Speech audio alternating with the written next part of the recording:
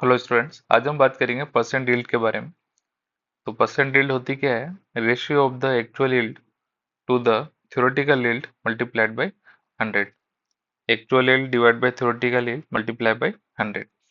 समझते हैं theoretical yield अब है क्या। तो ये होती है, it is the calculated amount of product that can be obtained from a given amount of the reaction according to the chemical reaction.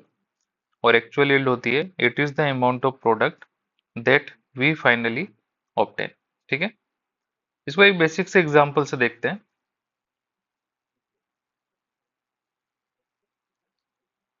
मान लीजिए कोई एक एप्पल ट्री है और हमसे बोला गया कि ये जो एप्पल ट्री है, एवरी ईयर 20 एप्पल इस पर आएंगे। ठीक है, लेकिन एक साल में इस पे आया ओनली 15 एप्पल। तो अगर मैं उस साल की बात करूं तो 20 एप्पल आने चाहिए थे, लेकिन आए कितने? 15 एप्पल। तो ये जो 15 एप्पल होंगे ये होगा एक्चुअल यील्ड, और जो 20 एप्पल होंगे ये होंगे थ्योरेटिकल, यानी इतने आने चाहिए थे। ठीक है, और एक्चुअल मतलब आए इतने। ठीक, और इसी के बेस पे हम परसेंटेज निकालेंगे। तो एक एग्जांपल लेते हैं हम। एग्जांपल है 2A से 3B है। Initially 4 moles of A are taken and 5 moles of B are obtained. Calculate percent yield of reaction। ठीक है, चलिए देखते हैं इसको। 2A से 3B, इसके मोल्स हैं 4। ठीक, तो B के मोल्स हमको निकालने हैं। तो क्या होगा? 2 moles of A फॉर्म कितना? 3 moles of B,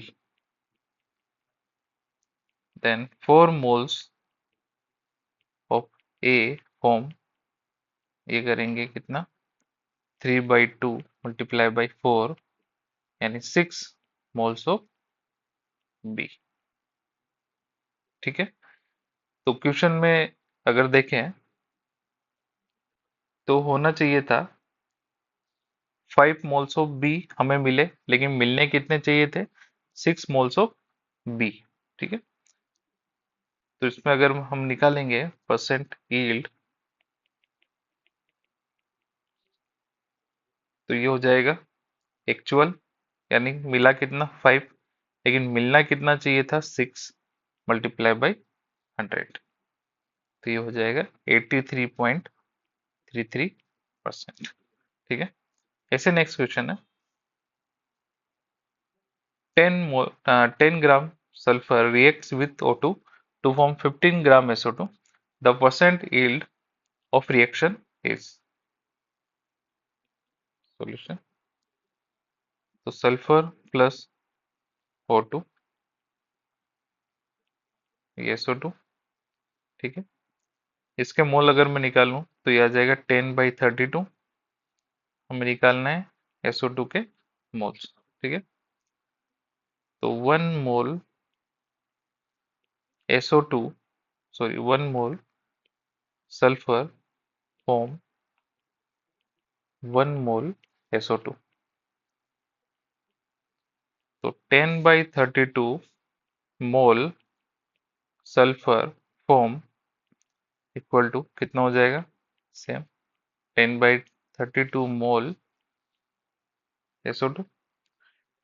तो इतना एक्सपेक्टेड है, यानी इतना होना चाहिए था, लेकिन हुआ कितना? 15 ग्राम। ठीक है, तो 15 ग्राम है, इसके भी हम मोल निकाल लेते हैं कितने आएंगे।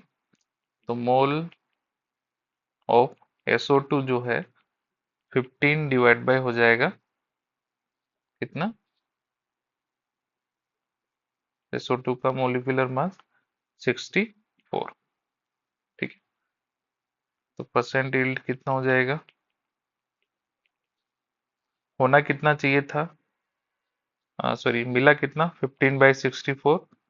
होना कितना चाहिए था? 10/32 मल्टीप्लाई बाई 100। ये आ जाएगा 75%।